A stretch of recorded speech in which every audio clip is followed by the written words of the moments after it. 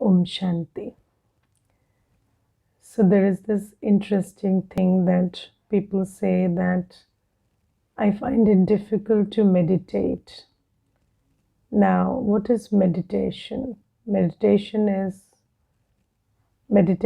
thinking. Yes, conscious thinking. Conscious thinking about the truth. And thoughts lead to feelings. When you think about things that are false, they position you into false feelings. And what are false feelings? Feelings that are not original to the soul. So it's not natural or original for the soul to feel angry or frustrated or disappointed or hurt or insulted. But when you think in a manner that it leads to these feelings, that's false thinking and false feelings.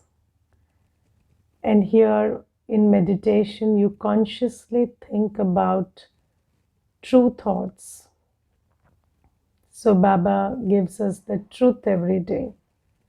Truth about who we are, what our qualities are, what our destiny is, what is my relationship with God, and how powerful I am or how loveful I am, and how God looks upon me as the savior of this whole civilization. So Baba tells us the truth about who we are, what we are capable of, who my parent is. And when you consciously sit and think about these truths, that's called meditation. And then it gets you in touch with true feelings, which are feelings of peace and love and happiness, which is your original nature and your birthright. So is thinking that difficult? So you think all day, and what's the problem in thinking about the truth? It's just that here it is conscious thinking, and there it is unconscious thinking. And then there is a law in psychology that says that when your thoughts are positive, they are slower, and when they are negative, they are very fast. So the thoughts based on truth are slower. So you can just, in an interval of 2 minutes, 3 minutes, just drop in one thought: I'm peace, and I look like this, I'm a star, and just feel the feelings that emerge from those thoughts. And that's it. That's meditation. How is it difficult? Yes, you don't have to change anything. You are thinking anyway. It's just you make it conscious and make it based on truth. And then everything else follows, because when you undertake the course, I give you this whole chain from thoughts, feelings, attitude, action, habit, personality, relationships to destiny. So once you start shifting how you think, because you see, if you spend some time thinking consciously about the truth, then it sets in momentum a kind of movement where you tend to think unconsciously also about the truth during the day, and your pattern of thought starts to shift gradually, and then thoughts lead to destiny, so everything else just follows. So this is why early in the morning you sit and think about these thoughts of truth consciously, so that it leads to a destiny of the day to begin with, and then your life's destiny. So it is said a day is a microcosm of your life. So if you can just create one day's destiny, then you replicate it every day, then it creates the destiny of your life. So this is very simple. So there is no problem with meditation, right? So meditation is very, very easy. It is reflecting on the truth about myself, the truth about Baba. And so the truth leads to feelings that are true. And when you think about when you think about stuff that's false, you think about who you are not. So you start thinking about your physical identity and your professional identity and other stuff. So that's not who you are. So you have to understand, make the distinction that I am a soul and I play the role of a professional or a family person or this or that. But all those roles are just an extension of who I am. So you want to be a good father, you want to be a good mother, so be a soul. So if you are in touch with your qualities, you will do everything well. Yes, you will come up with the right ideas, you will speak the right words, you will speak.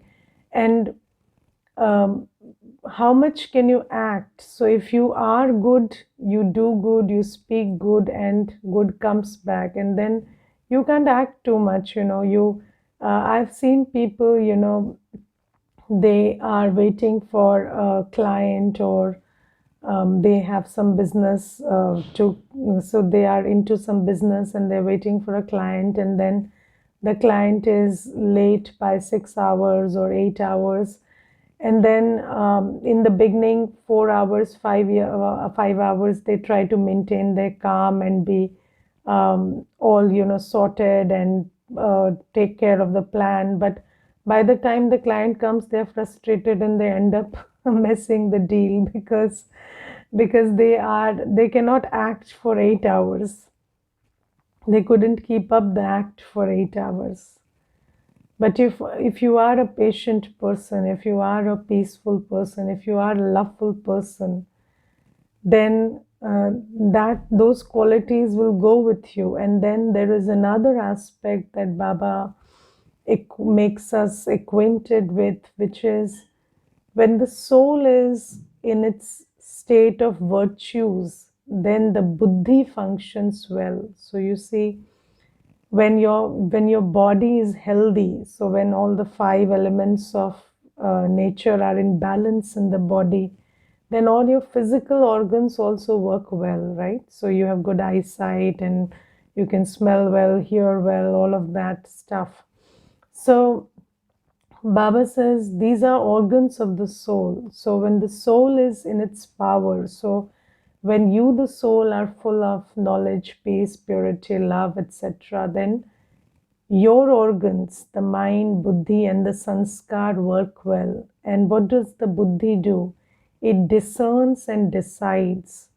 So when the soul is pure, the soul, and mainly purity, because purity is the primary thing. So when you are very pure as a soul, then your buddhi will make the right decisions and discern things automatically. And I will tell you one thing. So I'm not a very, um, you know, I'm not a very inquisitive person when it comes to, other people's lives and what they're doing. And even people who live with me, I don't inquire into what they are doing. So I'm more of that kind. And then, I just do my thing, which Baba says. And then I have seen that when there is something that I need to know, it comes to me. So if there is something that I really need to know and be aware of, it could be anything. It could be a lifestyle thing. It could be how I conduct myself in my relationships. It could be somebody that I need to be a little wary of. It could be somebody who intends otherwise. It could be anything, or it could be some financial thing that needs to be taken care of. It just comes to me. It's like a mess. It's like Baba brings it to me. And this is something that I have noticed. And I tell you that when you work on your seven qualities, then everything else automatically follows. So, you will, when you are with a person, the right words will flow. You don't even know, you don't know what they need or what they are here for, but those things will flow. So, and then the right sanskar will emerge. If you have to be strict with someone, you'll automatically feel like being strict with that one. If you have to be loveful to someone, you'll feel like being loveful to someone, and you will do that anyway. If somebody needs advice, you will end up giving that. If somebody needs compassion, you will end up giving that. So that's how automatic it is. And this is why it's the only thing that we have to do is think about Baba and think about myself as Baba's child, and think about how Baba looks at me, and then start thinking about myself like that. So Baba looks at me very differently from how the world looks at me. And when I start looking at myself as Baba looks at me, and start thinking about myself very, very consciously as God's child, then I kind of switch to that original state of the soul. Gradually, of course, it's not a one day thing, but slowly, gradually, that shift starts happening. And then everything, the five elements of nature, your body, your man, buddhi, sanskar, everything starts harmonizing with you. You are in a state of harmony. You don't feel you're surrounded by enemies. You feel you're surrounded by friends. So even your body, you ask your body to cooperate, it cooperates, and then you cooperate with it by giving it the rest it needs. So you have a harmonious relationship where everything and everyone cooperates with you. And I have seen that even the body cooperates so much. So whenever there is seva, your body will cooperate with you, and then you can give it the rest when there is free time. So that's also there. So everything, the body, the buddhi, the sanskars, they will all cooperate. It's not like you are meant to be sweet sometime and then your sanskar of being, aloof will emerge. No, you will feel like being sweet. So, if you have to, if you have to make contact with souls and give them Baba's love for continuously 5 days, so you will not feel like I'm running out of love. You will be fully available. So that's the kind of relationship you will develop. But it all begins with self-reflection and reflecting on yourself vis-a-vis Baba, and looking at yourself as Baba's child and full of qualities, and then emerging them. And that's the truth. And the truth will set you free. So, this is how it is. Now, today, Baba talks about many things in the Murli. Baba talks about Shivratri, Baba talks about Sangam Yug, Baba talks about Meera, Baba talks about Kashi Kalvat, Baba talks about Shri Krishna's Chanmashtami. So, there are many things that Baba talks about today in the Murli, and so particularly interesting is what Baba starts the Murli with, which is this is the beautiful, benevolent confluence age. Suhavna Kalyankari Sangam Yug. And Baba in the Murli today says that the scriptures don't talk about Sangam Yug. So the scriptures have no mention of a time when God comes, and this at the end of Kali Yuga there is this Sangam Yuga where the act of God takes place. So the scriptures don't mention this, and because the scriptures don't mention it, we are not anticipating it. Yes, and it takes a while to come to terms with it. So one day I was going in the metro, and then there was this brother who came up to me and he said, I want to ask you one question. You look like somebody who studies spiritual matters. So I said, yes, please go ahead. And then he said, so you please tell me, when is this Kalki avatar happening? So, there is a mention in the scriptures of Kalki avatar, and they say that in the end of Kali Yuga, Shri Krishna will take the Kalki avatar. So I said, the Kalki avatar has already happened, or but what is your idea of a Kalki avatar? So he said that there'll be somebody coming on a horse and stuff. So I said, okay, he has also come on a horse, but then you have to understand the horse differently.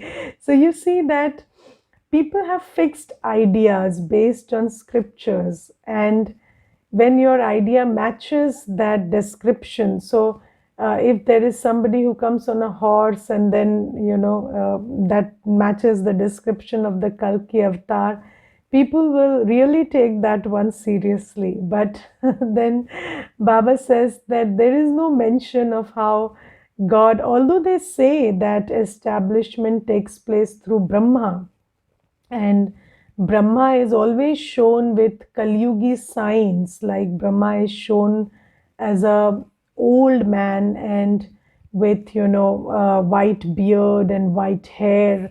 So that means that Brahma is a part of the Kalyugi world, and we understand that because every deity is shown very young and dynamic, but Brahma is shown as very old. And so we understand that Baba says that through establishment takes place through Brahma, and then there is mention of that in the scriptures also. Yet it's very difficult to understand that at the end of Kali Yuga suddenly God comes and he creates this Sangam Yuga.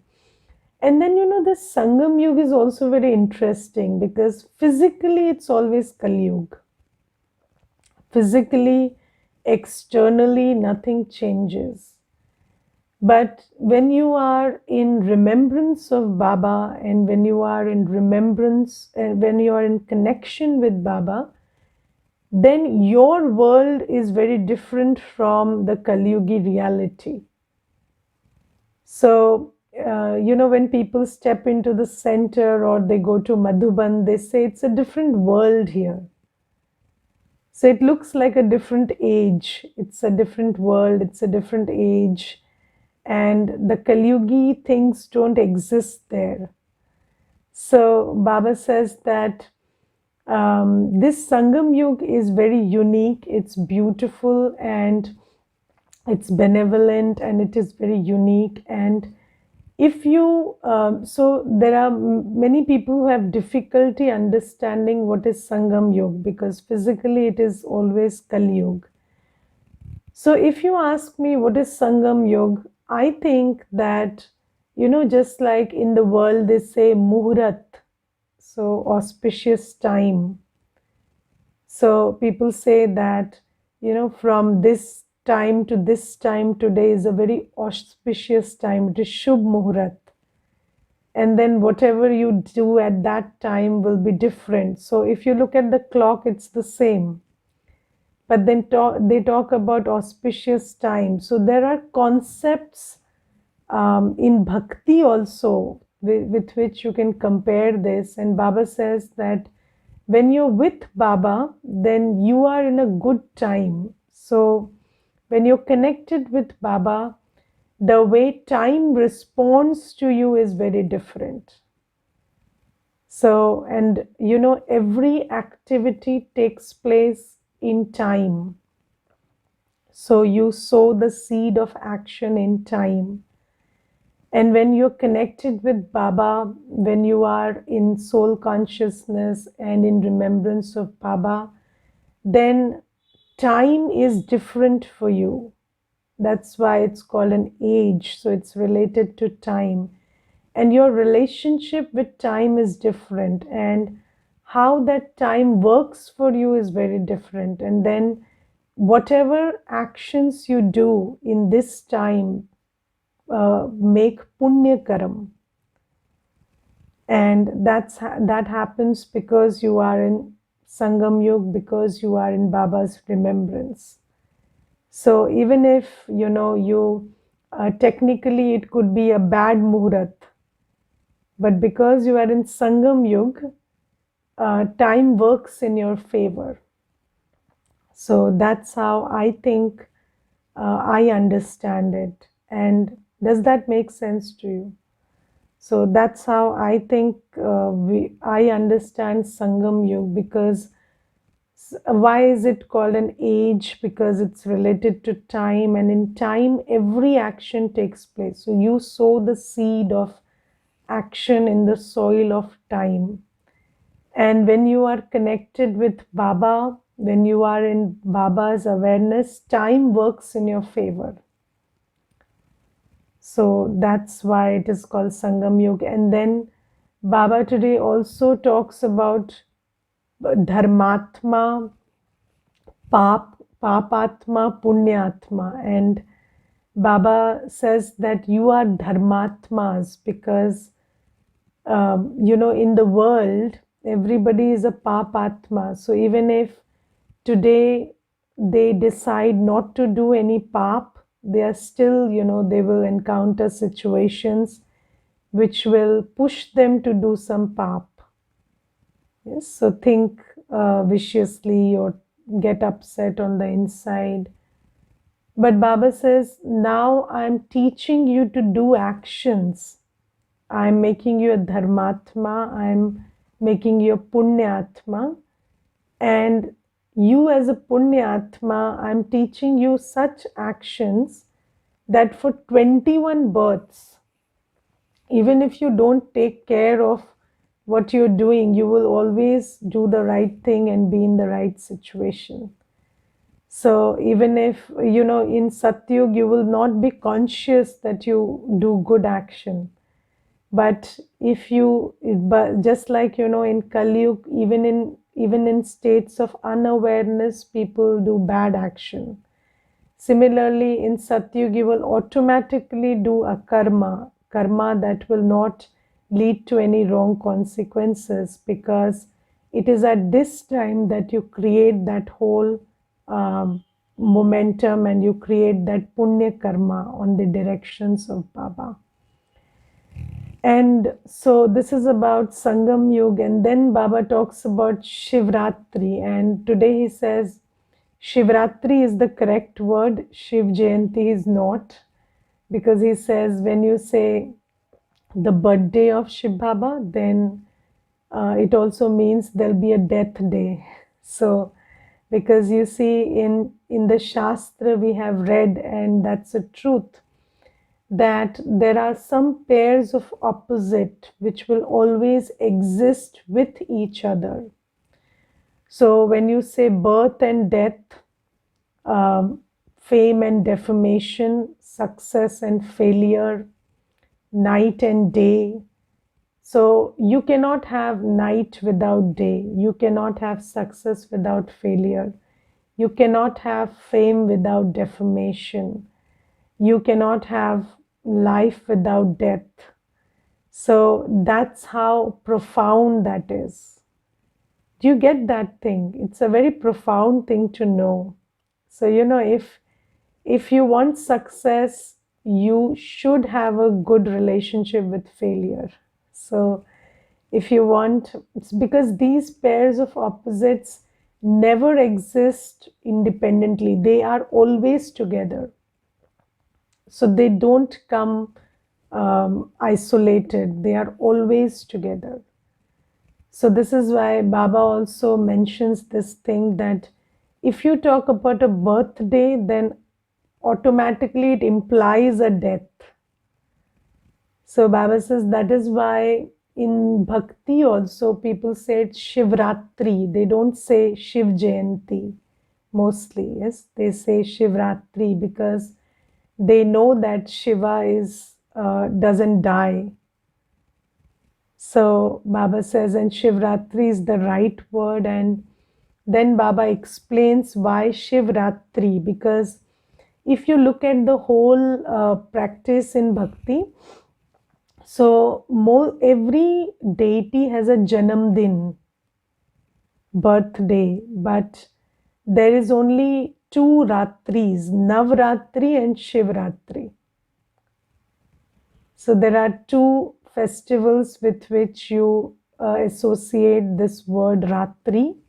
There is Navratri and there is Shivratri. And why? Because Navratri is a celebration of the Shiv Shaktis, and Shivratri is a celebration of Shiva. And Baba says the act of Shiv Baba and the act of Shiv Shaktis takes place in the night, and Shiv Baba comes to change the night into the day, and the Shiv Shaktis also collaborate with Baba to do that very thing.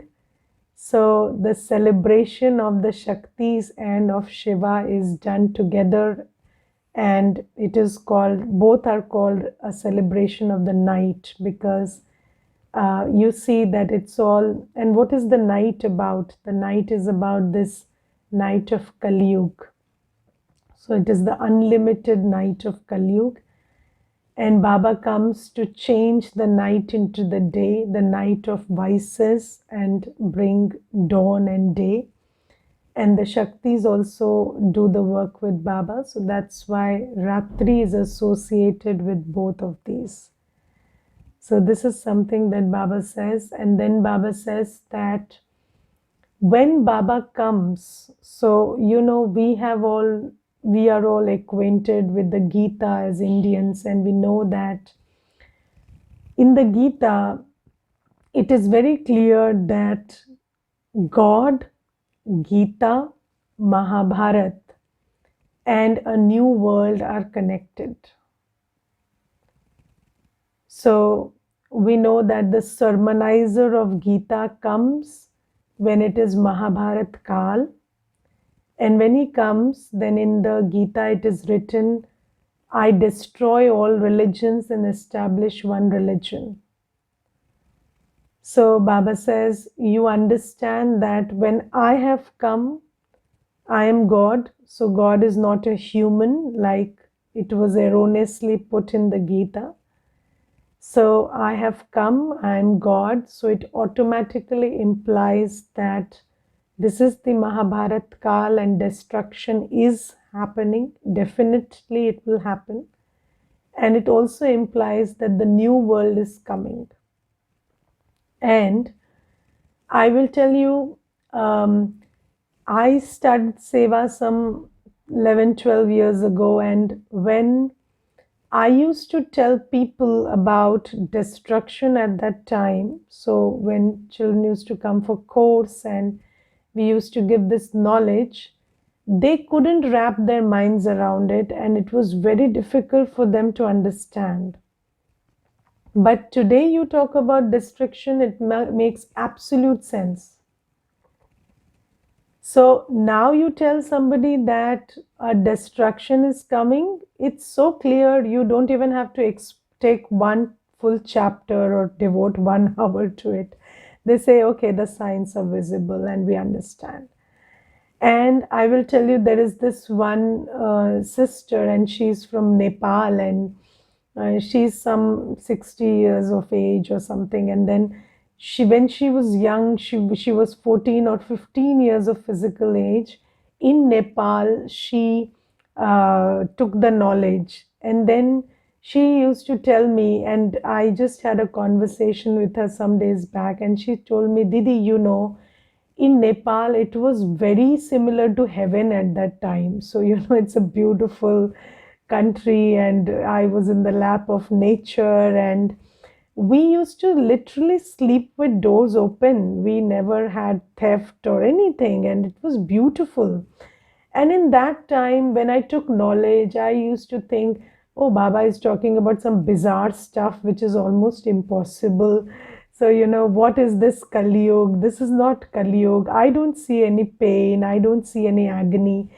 And then she said, you see, Didi, in these 45 years or something, I totally see what Baba says, and it's so apparent and so visible and so in the face that this is Kali Yuga and we are TikTok moving towards destruction. And so you see that Baba today says that when I come, it is implied that it is time for destruction, and the other implication is that it is time for a new world also. And Baba today also says that as time passes and as you as a soul mature, just like, destruction is something that you can see very really, you will also be able to see very clearly the new world.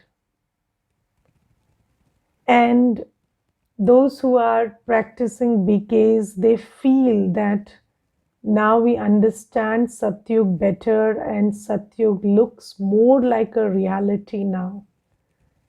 So we connect with that reality. Do you feel like that?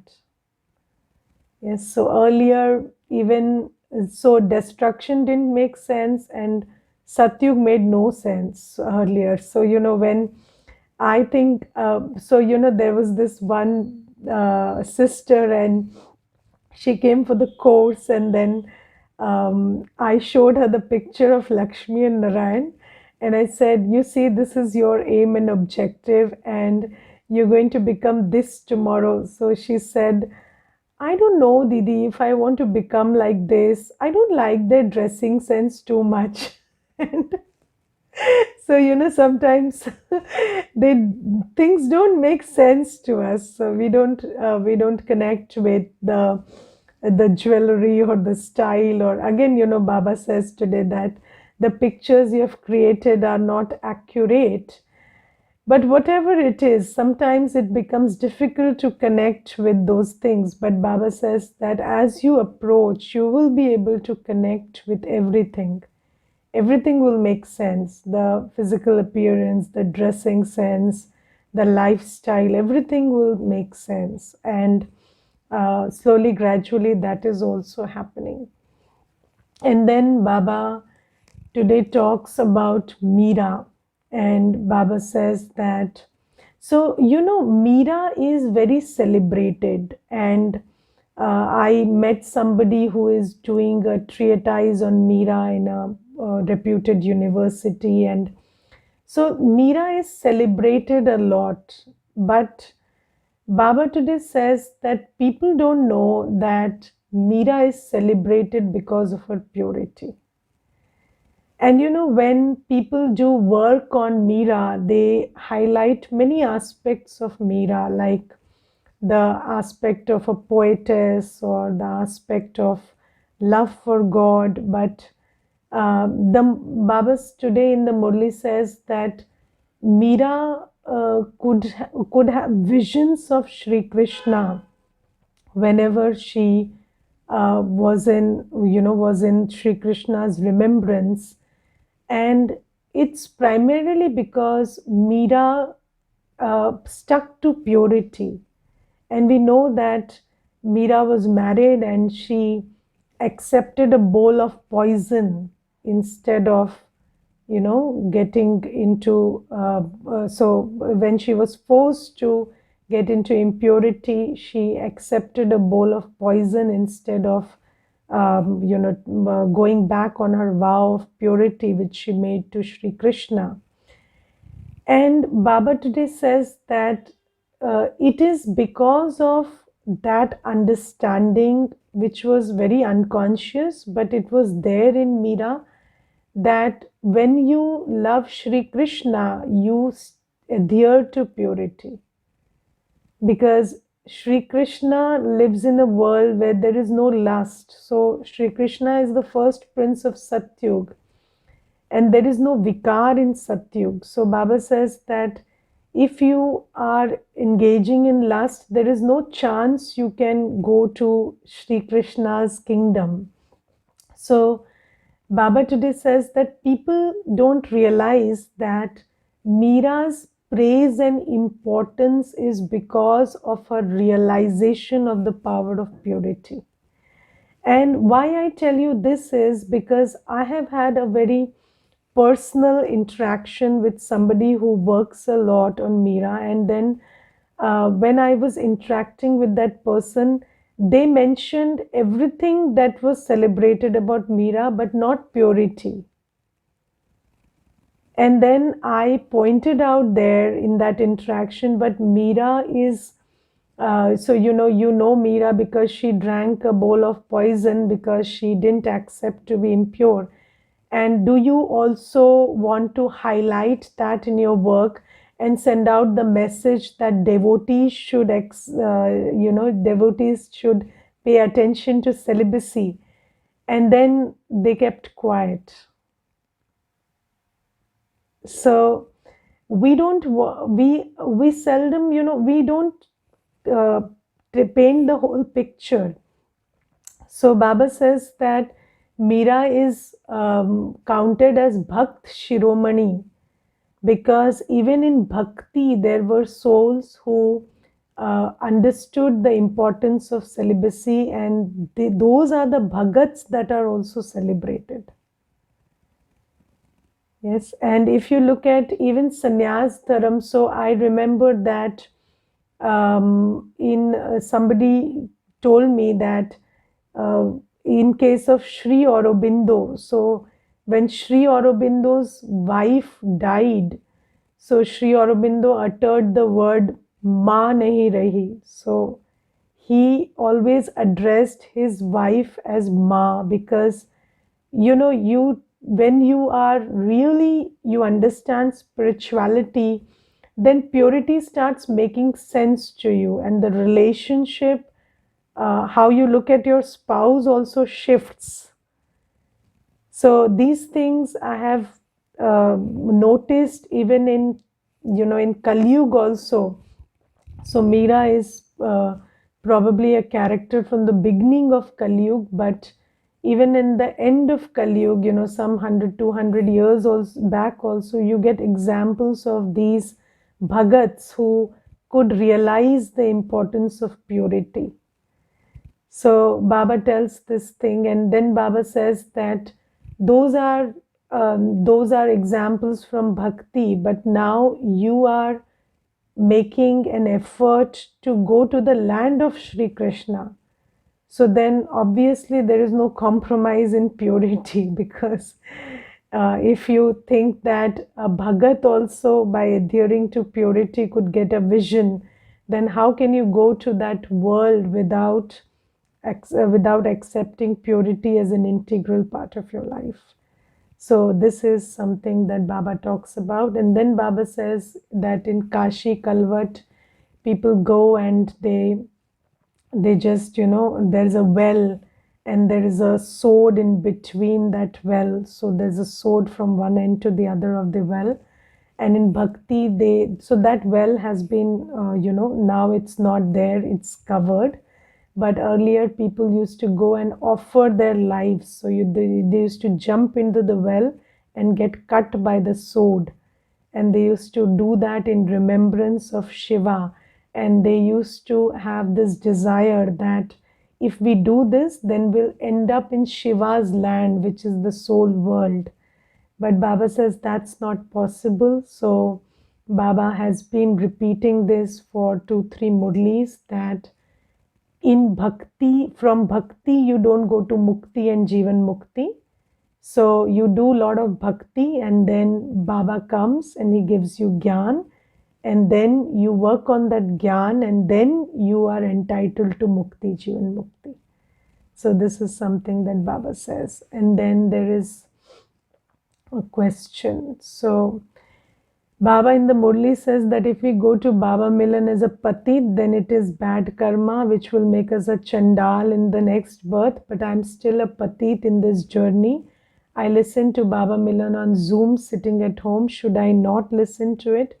or I listen to it when I become completely pure. So see, the thing is, our mind works in funny ways. So in the Murli today, I was also speaking about this thing that once you understand that meeting God and purity are connected, it shouldn't take you a second to embrace purity.